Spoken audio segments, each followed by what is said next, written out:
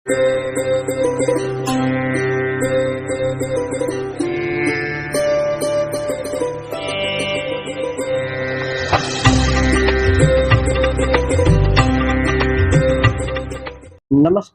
प्रिय दर्शकों, हाजिर हूँ मैं। देखिए, हमारे जीवन में अनेकों प्रकार की इच्छाएं होती है। किसी को धन की इच्छा है, तो किसी को सुख की इच्छा है, किसी को विवाह की इच्छा है, तो कोई चाहता है मेरी बहुत ही अच्छी जॉब नौकरी लग जाए, तो कोई पढ़ाई में एग्जाम में पास होना चाहता है, हर महीने 1-2 नंबर से फेल हो जा रहा है, कई बार ट्राई किया फेल हो जा रहा है, एग्जाम पास नहीं कर पा रहा, भगवान बस एक बार एग्जाम पास करा दो, मन की इच्छा है। तो कोई बहुत ही बढ़िया सुखद मैरिज लाइफ पाना चाहता है, कोई बहुत ही बढ़िया सुंदर पत्नी की खोज में है, तो कोई सोचता है कि मेरा शरीर आरोग्य रहे, शरीर में कोई रोग ही ना हो, तो कोई अपनी आयु को लेकर चिंतित है। और इन्हीं सब के कारण कोई किसी देवता का पूजन कर रहा है, कोई किसी देवता का पूजन कर रहा है, अलग-अलग भाग रहे हैं, किंतु इनका स्पेशलिस्ट कौन है, उसके पास नहीं पहुँच पा रहे हैं। तो हाजिर हूँ मैं, किस कामना के लिए कौन से देवी देवता का पूजन करें, सही देवी देवता का पूजन करने से ही फल बराबर मिलता है। अब देखिए, सोचेगा मन में, आप लोगों के मन में प्रश्न आएगा कि अलग-अलग कामना के लिए अलग-अलग देवी देवताओं का कोई पूजन किया जाता है। भाई आज तक तो हम जानते थे, किसी एक का पूजन करो, चाहे दुर्गा जी, काली जी, शिव जी, इनकी पूजन करो, इनकी पूजा से सभी की पूजा का फल मिल जाएगा, आपकी सारी कामनाएं पूर्ण हो जाएगी। उदाहरण से समझाऊं तो कुल गुरु, जब राजा दशरथ को भी पुत्रष्टि यज्ञ करना था, तो उन्होंने अपने कुल गुरु से कहा, उनके कुल गुरु वशिष्ठ जी भी पूजा कर सकते थे, हवन करा सकते थे, किंतु बोले नहीं, इसका जानकार पूर्ण रूप से विधिवत स्पेशलिस्ट मैं नहीं हूँ, कोई और है, उसको बुलाकर करवाइए, मैं बुला दूंगा। ठीक उसी प्रकार आपके शरीर में कोई कोई प्रबल गंभीर समस्या आ जाए, रोग आ जाए, तब आप किसी भी डॉक्टर के पास जाओगे, तो वह डॉक्टर देखेगा कि भैया इनके नाक में या कान में, गले में, आँख में या फेफड़ों में, पेट में बहुत भारी समस्या है, कैंसर जैसा रोग या कान में बहुत खतरनाक समस्या होगी जो मुझसे ठीक नहीं होगा, तो वो आपको किसी और जानकार स्पेशलिस्ट डॉक्टर का नंबर दे देगा, एड्रेस बता देगा, वहाँ पर चले जाइए, वो देख देंगे, वो बहुत ही जानकार इसके हैं।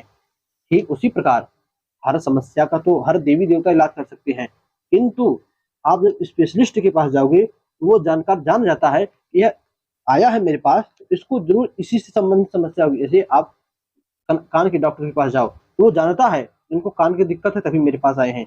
आप चश्मे वाले के पास जाओ चश्मा बनवाने, वो जानता है आंखों में दिक्कत है तभी मेरे पास आए हैं। अब आप आंख वाले के पास जाकर बोलो भैया मेरे कान में दिक्कत है, थोड़ा देख के बताओ क्या है, वो बोलेगा हम नहीं देखते, महाबेवकूफ कहाँ से आ गए। इसी प्रकार जो स्पेशलिस्ट हो, आप उसकी पूजा कीजिए, एक क्षण में आपको उस समस्या से मुक्ति दिला देगा। कौन से देवी देवता के लिए, किस कामना के लिए कौन से देवी देवता का पूजन करना चाहिए, आइए इस पर चर्चा कर। देखिए, सर्वप्रथम यह शरीर है, इस शरीर को आरोग्य रखने के लिए, शरीर में कोई रोग इत्यादि ना हो, इसके लिए हमारे शास्त्रों ने अश्विनी कुमार, दो हैं अश्विनी कुमार करके, इन दोनों का पूजन करने के लिए कहा। आप पूजन करो, इन दोनों का ध्यान करो, जो भी इनका पूजन करता है उसके शरीर में कभी भी कोई रोग नहीं हो सकता, क्योंकि ये दोनों देवताओं के डॉक्टर हैं और इनके पास हर एक रोग का इलाज है। तो इन दोनों का पूजन करो, कभी भी आपके शरीर में कोई रोग नहीं हो सकता। दूसरा फिर बोले कि यदि मान सम्मान की प्राप्ति चाहिए, मान सम्मान की प्राप्ति भाई हर किसी को चाहिए, पैसा तो बहुत कमा ले, समाज में सही ढंग से इज्जत नहीं है, जो भी है सब डर से करते हैं। मान सम्मान की प्राप्ति के लिए सूर्य देव की आराधना कीजिए, सूर्य देव को प्रतिदिन जल अर्पण कीजिए, तांबे के बर्तन में तांबे का लोटा लीजिए, उसमें पानी भरकर लाल कुमकुम रोली डाल दीजिए, लाल चावल थोड़ा सा डाल दीजिए, लाल फूल में तो लाल फूल डाल दीजिए, सूर्य देव को अर्पण कीजिए।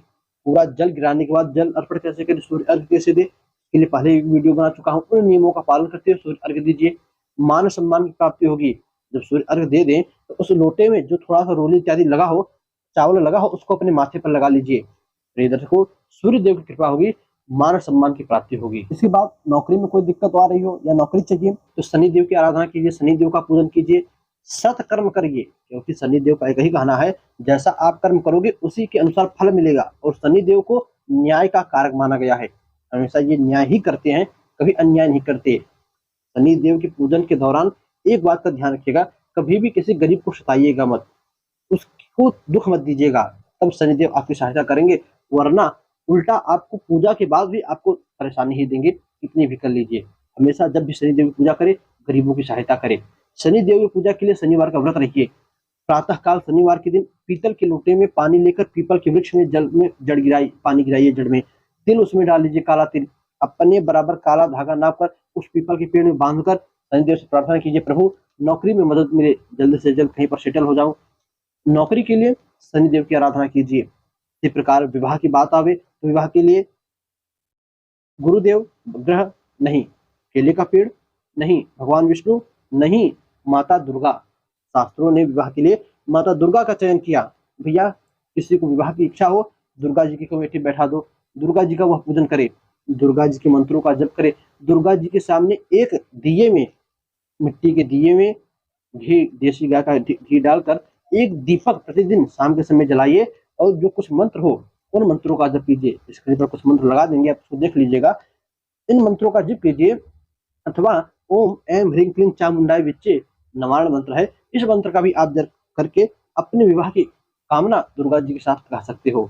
इसी प्रकार विवाह के बाद सुखद मैरिज लाइफ चाहिए। भैया बहुत अच्छी अब जिंदगी बीते, विवाह हो गया किंतु किसी प्रकार का झगड़ा इत्यादि ना हो, तब इसके लिए आपको पार्वती जी की, शिव जी की भी नहीं, पार्वती जी की आराधना करनी चाहिए।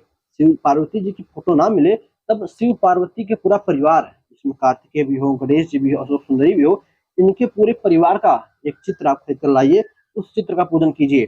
इससे गृहस्थ लाइफ सुखी रहती है। जी दर्शकों, इसी प्रकार यदि आयु में वृद्धि चाहिए कि मेरी आयु बन रहे, कभी अकाल मृत्यु ना हो, तब इसके लिए आपको महाकाल की, भाई कालों के काल है, जिस कहते हैं ना कि काल भी उसका क्या बिगाड़े जो भक्त हो महाकाल का। तो भक्त जब महाकाल के बन जाओगे तो काल से डरना ही नहीं। आयु प्रबल करने के लिए महामृत्युंजय मंत्र स्क्रीन पर फोटो लगा देंगे, आप देख लीजिएगा। इस मंत्र का जप कीजिए, शिवलिंग का पूजन कीजिए, भगवान शिव का पूजन कीजिए, आयु में वृद्धि होगी। इस प्रकार आप बिजनेस करते हो, व्यापार करते हो, नौकरी में कोई समस्या आ रही हो, इनकम में कोई दिक्कत आ रही हो, नौकरी से संबंधित कोई दिक्कत, इनकम से संबंधित कोई दिक्कत आ रही हो, व्यापार में बढ़ोतरी के लिए, इनकम की बढ़ोतरी के लिए लक्ष्मी जी का पूजन कीजिए। अपने दुकान में जो ईशान कोण हो, पूरब और उत्तर उत्तर का कोना, वहां पर एक मंदिर बनवाइए। उस मंदिर में माँ लक्ष्मी की एक फोटो रखिए, गणेश जी की हो या ना हो चलेगी, कुबेर जी की हो या ना हो चलेगी, लक्ष्मी जी की अवश्य रखिए, क्योंकि आप व्यापारी हो। लक्ष्मी जी का पूजन कीजिए, इससे आपके व्यापार में आपको लाभ होगा। प्रिय दर्शकों, इसी प्रकार किसी भी प्रकार का संकट आवे, आर्थिक हो या जो है मुकदमे कोर्ट कचहरी से हो, शत्रुओं से हो, शरीर से हो, भय लगे, भूत प्रेतों का हो, कोई भी संकट हो, तो संकट कटै मिटै सब पीरा, जो सुमिरै हनुमत बलबीरा। हनुमान जी का ध्यान कर लीजिए, प्रतिदिन एक बार हनुमान चालीसा का पाठ कीजिए, सभी संकटों का नाश होगा। हनुमान जी का पूजन से सभी संकट दूर होते हैं। अरे संकट ते हनुमान छुड़ावे, मन कर्म वचन ध्यान जो लावे। अपने मन में, वचन में, कर्म में सभी प्रकार से हनुमान जी को याद कीजिए, सभी प्रकार के संकट दूर होंगे। इसी प्रकार यदि आप बार बार 1-2 नंबर से एग्जाम में फेल हो जा रहे हो, इसके लिए आपको किसकी पूजा करनी चाहिए? अब कुछ लोग कहेंगे सरस्वती जी की, नहीं, ज्ञान के लिए शिव जी की पूजा करनी चाहिए। भाई हम लोगों का ज्ञान जहाँ पर अंत होता है, हमारे ज्ञान का जहाँ पर खत्म होता है, हम मरेंगे, अंततो गत्वा शमशान में जाएंगे, वहां पर जाने पर भी सबको ध्यान रख, देखा भाई, देख लो भैया, यही है शरीर का गतिविधि, मरने के बाद सबको यहीं पर आना है। हमारा ज्ञान खत्म हो जाता है, उसके आगे क्या हमें पता ही नहीं, और वहीं से भगवान शिव का ज्ञान चालू होता है, उसी शमशान में वे रहते ही हैं। तो ज्ञान के लिए शिव की पूजा कीजिए, उनकी आराधना कीजिए, उनसे बड़ा ज्ञानी इस संसार में दूसरा कोई नहीं है। सरस्वती जी की पूजा करेंगे आप, तब आपको बुद्धि मिलेगी, चतुराई मिलेगी, कॉमन सेंस मिलेगा कि इस संसार में कैसे रहा जाता है, बोलने का क्या तरीका है, उठने बैठने का क्या तरीका, किससे कैसे बात करे, इन सभी चीजों के लिए सरस्वती जी की आराधना की जाती है। प्रिय दर्शकों, ज्ञान चाहिए तो शिव जी की आराधना कीजिए, शिव के बिना ज्ञान कोई नहीं दे सकता। इसी प्रकार संसार में सब कुछ आप जी लिए हो, अब मोक्ष की कामना चाहिए। बहुत संसार में अकाल मृत्यु ना हो, मोक्ष मिल जाए। मोक्ष के लिए तो सिर्फ एक ही है, जगत के पालनहार, सहस्त्र भुजा और सहस्त्र सिर धारण करने वाले भगवान विष्णु, उनकी सेवा कीजिए, उनको प्रसन्न कर लीजिए, आपको मोक्ष मिलकर रहेगा। बस उनको जो है प्रसन्न करने की देरी है। इसी प्रकार विवाह के बाद संतान में दिक्कत हो, संतान की कामना हो, तो शिव जी की पूजा कीजिए, शिव की आराधना कीजिए, संतान के कारक माने गए हैं वे। शिव जी की पूजा से पुत्र संतान की उत्पत्ति होती है। प्रिय दर्शकों, इसी प्रकार यदि स्थिर लक्ष्मी की कामना हो, भैया जो भी पैसा कमाए, रुपया कमाए, सब पड़ा रहे, कहीं जाए ना, तो देखिए लक्ष्मी नारायण कहा जाता है ना, कि लक्ष्मी नारायण। अब इसमें कुछ लोग अपने आप को लक्ष्मी का पति कहते हैं, भैया हम तो लक्ष्मी पति हैं।